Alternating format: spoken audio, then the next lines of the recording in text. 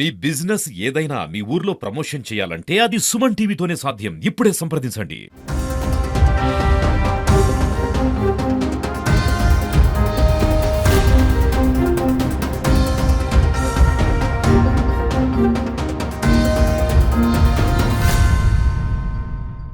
తిరుమలలో రోజుకో భద్రతా వైఫల్యం భక్తులని ఆందోళన కలిగించేటువంటి అంశంగా మారింది. ఇటీవల మనం చూసాం, ఓ కళ్యాణ వేదిక వద్ద ఓ వ్యక్తి టీటీడీ నిబంధనలకు విరుద్ధంగా నమాజ్ చేయడము, దాన్ని వీడియో తీసి సోషల్ మీడియాలో పెట్టారు.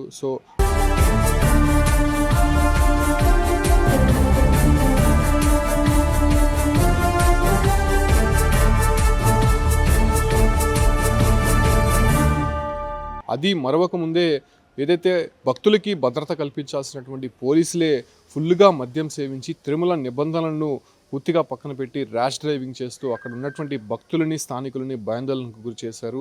తిరుమలలో పనిచేసేటువంటి కానిస్టేబుల్ ఓంకార్ నాయక్, రాజశేఖర్, షేక్ సిరాజుద్దీన్ అనేటువంటి ముగ్గురు కానిస్టేబుళ్ళు జీపు మరమ్మతుల కోసం తిరుపతికి దిగారు. అయితే మరమ్మతుల అనంతరం ఫుల్గా మద్యం సేవించి తిరుమలకి వచ్చే క్రమంలోనే ఘాట్ రోడ్లో ర్యాష్గా డ్రైవింగ్ చేయడం, ఇతర వాహనదారులని దురుసుగా మాట్లాడడము. అయితే తిరుమలకు చేరుకున్న తర్వాత డీ టైప్ క్వార్టర్స్ వద్ద అతివేగంగా జీపును నడిపి ఒక కల్వర్టుని ఢీకొన్నారు. ఈ ప్రమాదంలో ముందర టైరు పూర్తిగా పగిలిపోవడంతో అక్కడ నానా హంగామా చేశారు. అయితే ఇవన్నీ చూస్తున్నటువంటి స్థానికులు, భక్తులు ఒకసారిగా పోలీసులకి సమాచారం ఇచ్చారు. దీంతో ముగ్గురు కానిస్టేబుల్ కూడా అక్కడ ఫుల్గా హడావిడి చేస్తూ ఆ జీపు వద్ద కొంత నానా యాగి చేస్తుండడంతో పోలీసులు అదుపులోకి తీసుకునే క్రమంలో కూడా ఒక కానిస్టేబుల్ షేక్ సిరాజుద్దీన్ అనేటువంటి కానిస్టేబుల్ అక్కడ నుంచి పరారయ్యారు. అయితే ఇద్దరు ఓంకార్ నాయక్, రాజశేఖర్ని అదుపులోకి తీసుకున్నటువంటి నేపథ్యంలోనే విస్తుపోయేటువంటి విషయాలు పోలీసులు గుర్తించారు. వాళ్ళని ఏదైతే బ్రీత్ అనలైజర్ ద్వారా టెస్ట్ చేస్తే దాదాపు 300 పాయింట్లకు పైగా వచ్చినట్టయితే తెలుస్తోంది. అయితే అంత ఫుల్గా మద్యం సేవించి తిరుమలకి ఎలా వచ్చారు, కింద పోలీసులు అయితే మాత్రం ఎందుకు వాళ్ళని తనిఖీ చేయలేదనేటువంటి విమర్శలు వినిపిస్తుంది. అది కూడా తిరుమల నిబంధనలు తెలిసి తిరుమలలో ఎలాంటి మత్తు పదార్థాలు సేవించకూడదు, తీసుకురాకూడదని తెలిసినా కూడా సాక్షాత్ పోలీసులే ఈ రకంగా ఫుల్గా మద్యం సేవించి తిరుమలకి చేరుకోవడం, ఆ యొక్క ఏదైతే స్థానికులు, భక్తులు ఉండేటువంటి ప్రాంతంలో ర్యాష్ డ్రైవింగ్ చేయడం, అదే రకంగానే జీపుని కల్వర్టుకి ఢీకొని అక్కడ నానా యాగి చేయడంతో ఒక్కసారిగా అక్కడ ఉన్నట్టు వారంతా కూడా షాక్ తిన్నారు. అసలు ఏం జరుగుతుందో తెలియనటువంటి పరిస్థితి. ఎవరైనా వాళ్ళని మాట్లాడించే ప్రయత్నం చేస్తే నానా బూతులు తిడుతూ ఇక్కడ నుంచి వెళ్ళిపోండి అంటూ వాళ్ళు చాలా దురుసుగా ప్రవర్తించినటువంటి తీరు అక్కడ అందరినీ కూడా ఆందోళన కలిగించింది. అయితే నిన్న దాదాపు 6 గంటల ప్రాంతంలో పోలీసులు వాళ్ళని అదుపులోకి తీసుకున్నట్టు నేపథ్యంలోనే ఒక వ్యక్తి ఇప్పటికే పరారీలో ఉన్నట్టయితే తెలుస్తుంది. అయితే రాజశేఖర్, ఓంకార్ని విచారించినటువంటి నేపథ్యంలోనే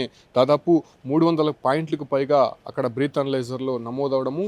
అయితే ప్రస్తుతం ఈ యొక్క అంశం తిరుమల వ్యాప్తంగా కూడా కొంత సంచలనంగా మారింది. ఈ నేపథ్యంలోనే అటు ఏదైతే ఉన్నతాధికారులు స్పందించి ముగ్గురిని కూడా సస్పెండ్ చేస్తున్నట్టు ఇప్పటికే ఉత్తర్వులు జారీ చేశారు.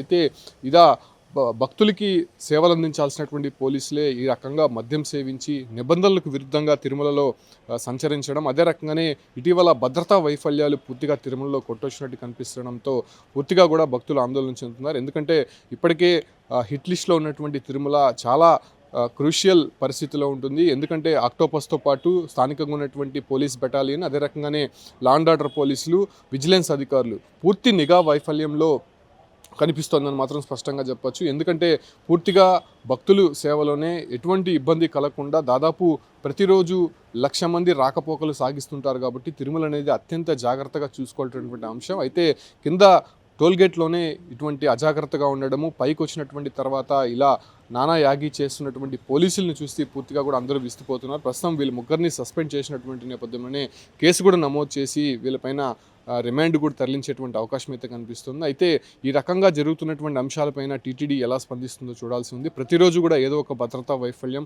కొట్టొచ్చినట్టు కనిపిస్తుంది. భక్తులు నేరుగా భద్రతా సిబ్బందికి సమాచారం ఇచ్చేంత వరకు వాళ్ళు కనుగొనేటువంటి పరిస్థితి అయితే కనిపించట్లేదు. పూర్తిగా నిఘా వ్యవస్థలో ఉన్నటువంటి టీటీడీ అటు సీసీ కెమెరాలు కావచ్చు, లేదంటే అక్కడ ఉన్నటువంటి డ్రోన్ సిస్టమ్ కూడా ఉపయోగించి ఎక్కడా కూడా భద్రతా వైఫల్యానికి విఘాతం కలగకుండా చూస్తున్నామని చెప్తున్నప్పటికీ పోలీసులు ఇలాంటి వైఫల్యాలు తరచూ జరుగుతూనే ఉన్నాయి. దీనిపైన టీటీడీ ఎలా స్పందిస్తుందో చూడాల్సినటువంటి అంశంగా మారింది.